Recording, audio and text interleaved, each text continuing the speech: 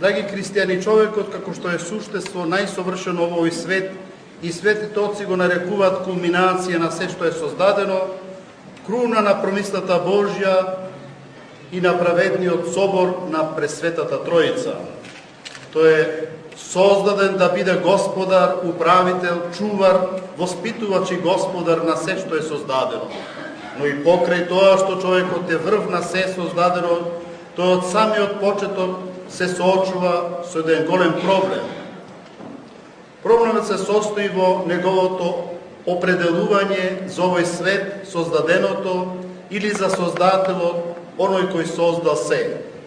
Тоа што човекот го привлекува во овој свет не е љубовта кон светот, туку љубовта кон самиот себе, самолюбието и егоизмот. Тоа го поттикнува својата од Бога дарувана положба како господар да ја зграби само за себе и сето она што му е од Бога подарено и дадено во неговите раце, да го украде, зграби едноставно тој да биде мал Бог. Од друга страна пак од човекот се бара врска, однос на Творецот, во кој тој е повикан да биде слуга, ниту пак наемник, туку е повикан да биде благодарен и син. Христос е прв маченик, одењето по него е наш животен пат, наш животен подвиг, наша радост, наша надеж и наше спасение. И вечерва, наоѓајќи се во овој свет манастир, се прави една мала средба со Господа, мала за нас, а голема за отец Порфирий. И не е мала, бидејќи вечернава средба е вечна средба.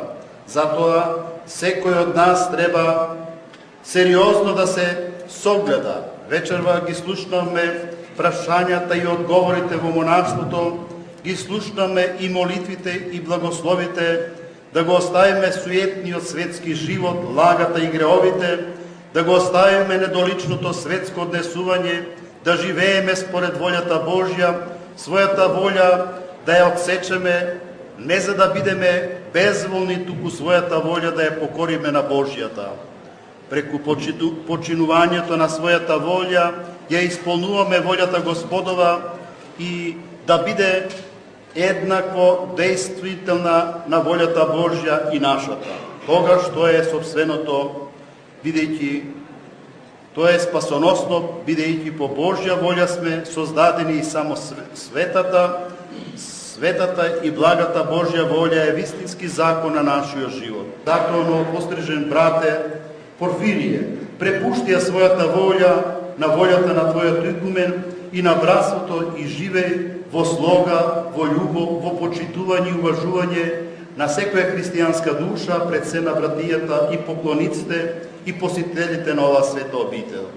А вие, оче игумени и браќа на оваа светиња, како и досега уште повеќе и од сега крепете го, почувајте го, бодрете го, за да може подостоинствено и одано да го оди монашкиот завет, а за спасение на неговата душа, за афирмација на оваа света обител и за просперитет на Свети Климентовата Македонска православна црква. Братството на манастирот Свети Јован Бигорски брои 13 члена. Од нив 8 се имаат удостоено со монашки чин. Отец Еразмо минатата година даде завет целиот живот да му го посвети на Бога. Неговите биолошки родители се радуваат што секоја година братството во манастирот се шири. Во едно вакво светилиште да се престојува и да се присуствува на една ваква литургија, тоа е доживле за секој еден христијанин, православен христијанин, кој сака да иде по православието и по Исус Христос. А не сум прв пат тука и јас имам син, отец Еразмо, кој служи тука и ми е многу мило што братството се множи и се шири.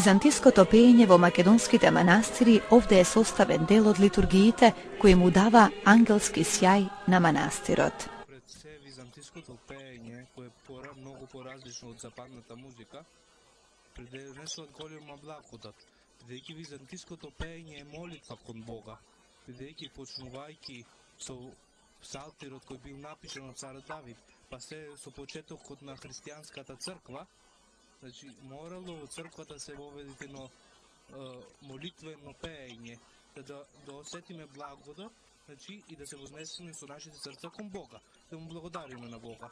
Бидејќи наспроти од западната музика, кој се користат различни инструменти, не може да се долови духовноста на византиското пеење во Македонија и на сите во тогашна Византија и денеска.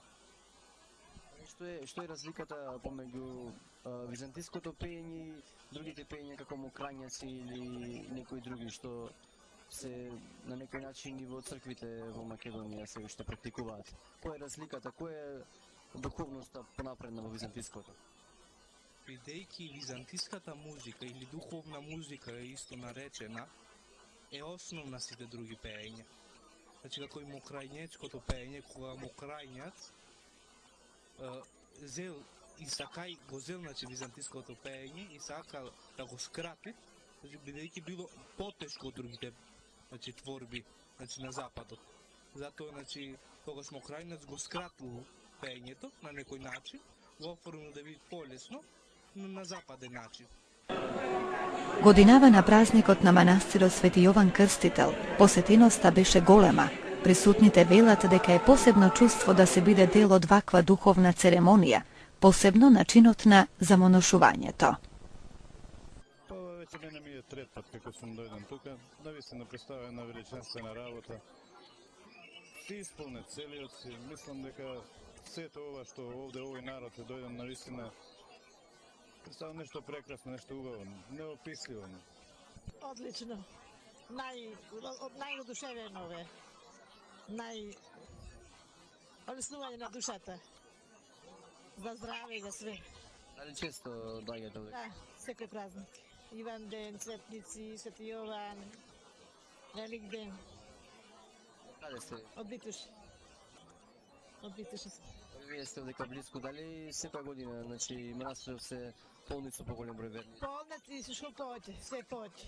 И помасовно. Помасовно се, ката година се поубаво. Одлично се задоволствено представуваат и многу е убаво.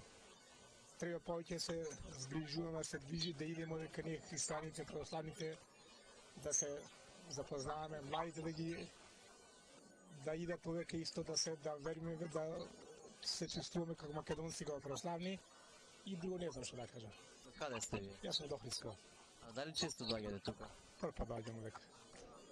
Од Виница доаѓам. Од Виница, специјално за слава, така? Така, да. Како ви се допаѓа конкретно служба во манастир? Па многу добро, многу мирно, молитвата е присутна и затоа одиме во манастир. Во црквите тоа не може да се случи, бидејќи во црквите се ствара врева. Секоја година. Каде сте? Јас сум од Галичник. Од Скопје живеам, а секоја година доаѓаме овде. Како е чувството овдека да се присуствува? Се осеќаш многу лагоден, лесно и така да нема проблеми некои. Тоа е тоа. Еве една порака како постар човек до младите, дали треба често да ги посетуваат манастирите? Па кој према желба и не е лошо да присуствуваат овде. Зашто видим доста млади има. И секоја година се повечко и повечко се. Па го посетуваме кога имаме можност секогаш, неколку пати годишно. За овој празник претежно гледаме почесто колку ни се можностите да бидеме овде. Прекрасно чувството, значи вербата во Бога е едно посебно чувство и посебно осеќањето кога се наоѓам овде. Осеќам еден духовен мир и сепак е многу.